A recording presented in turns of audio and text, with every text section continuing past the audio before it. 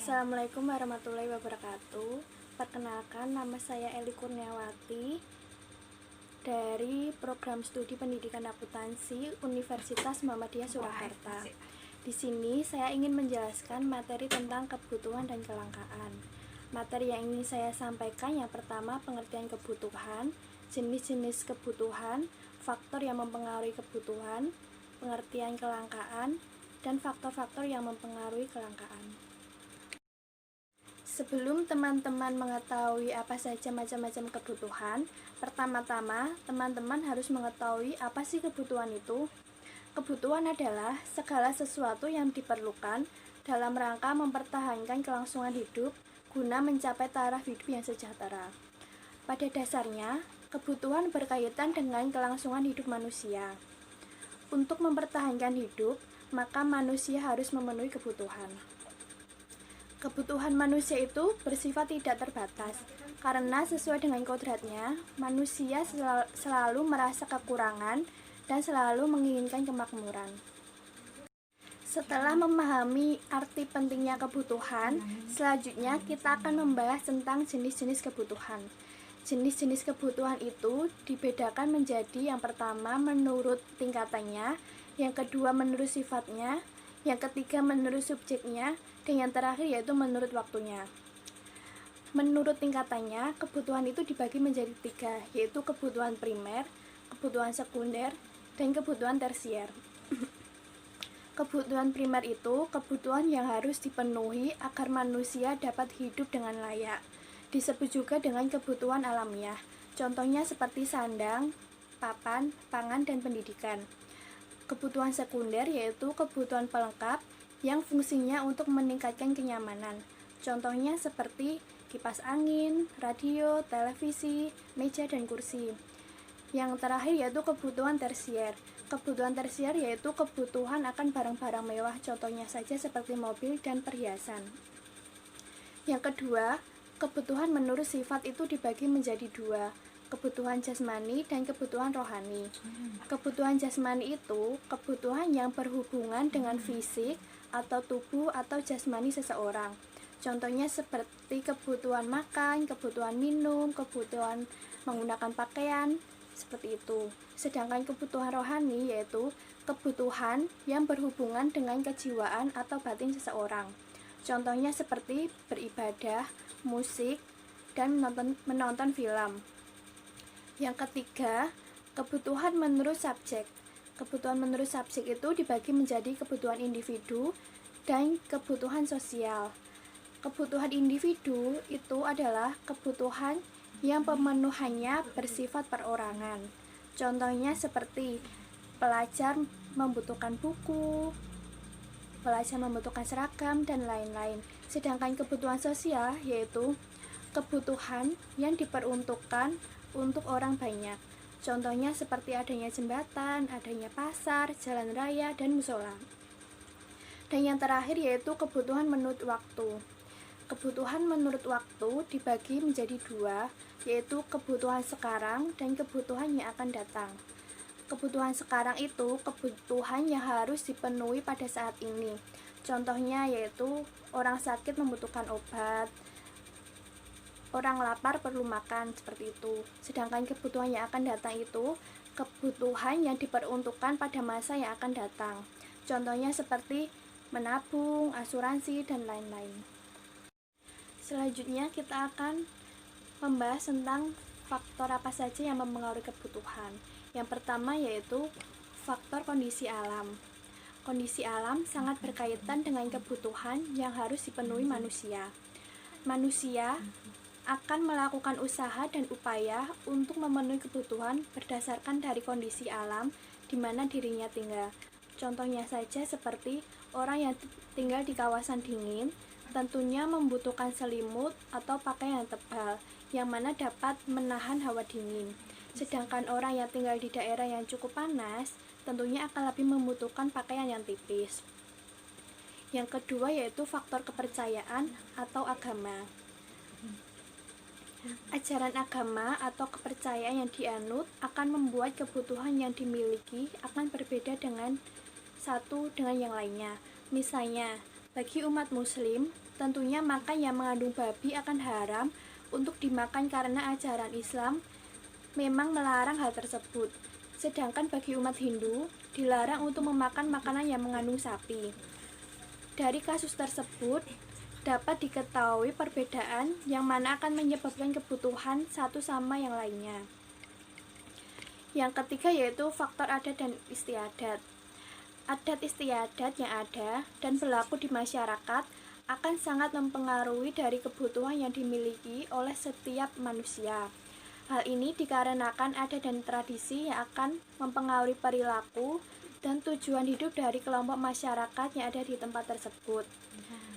Karena tradisi dan adat yang dimiliki masing-masing berbeda, sehingga membutuhkan kebutuhan satu sama lainnya akan berbeda.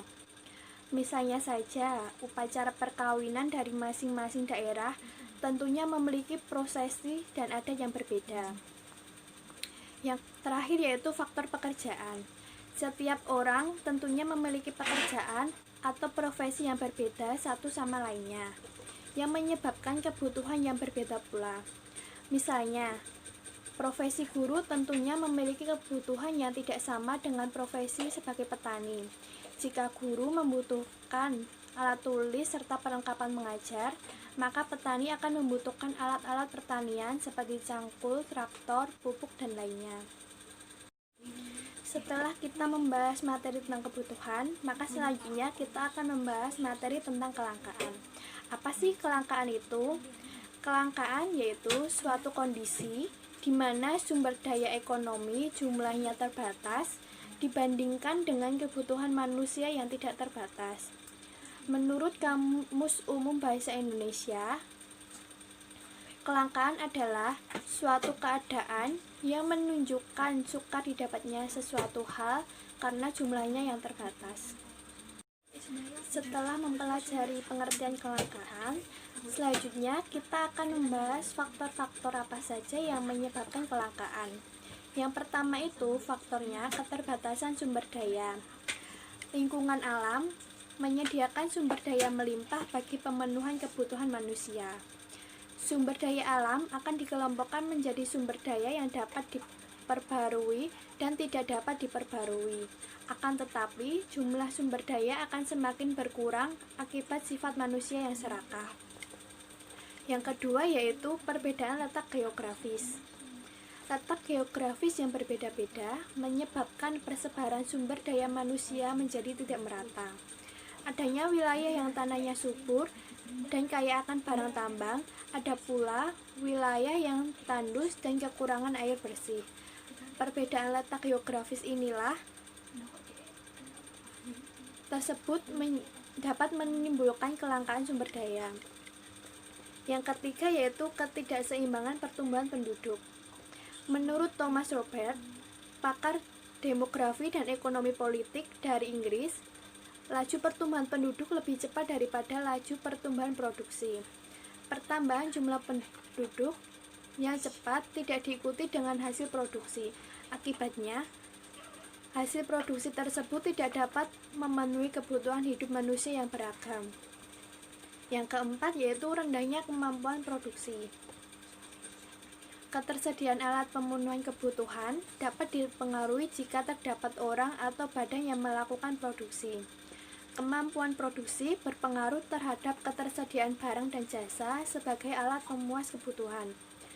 Kemampuan produksi yang terbatas akan mengakibatkan rendahnya kapasitas produksi. Hal ini dapat menimbulkan ketidakterpenuhinya kebutuhan manusia. Keterbatasan produksi disebabkan oleh rendahnya kemampuan sumber daya manusia yang digunakan dalam proses produksi.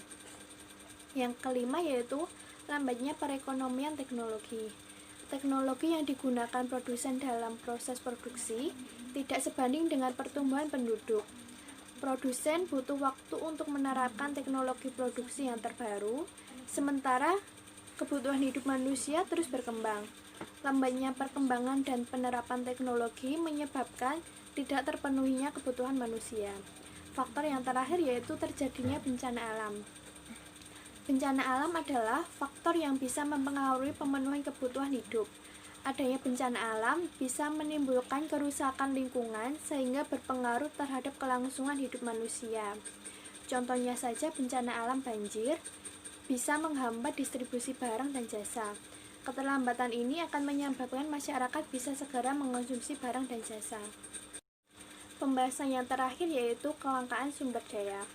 Kelangkaan sumber daya itu dibagi menjadi 3. Yang pertama, kelangkaan sumber daya alam.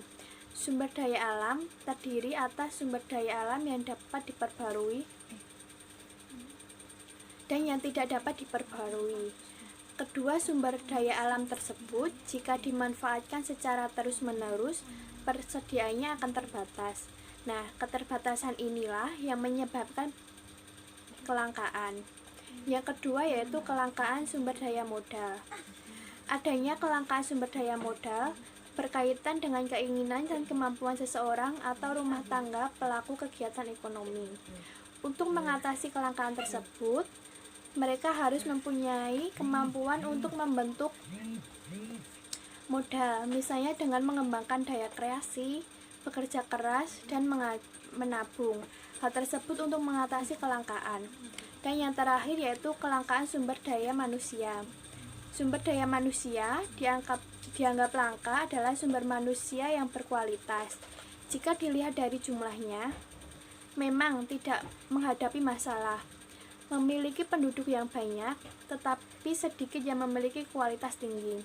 Oleh karena itu, kelangkaan sumber daya alam, sumber daya produksi perlu dilakukan untuk penghematan. Masyarakat perlu melakukan pemilihan sumber daya untuk digunakan dalam kegiatan produksi, sehingga apa yang dilakukan akan mendatangkan keuntungan. Nah, oleh karena itu, dalam memanfaatkan sumber daya yang tersedia, harus memperhatikan faktor optimis. Itu tadi pembahasan tentang kelangkaan dan kebutuhan.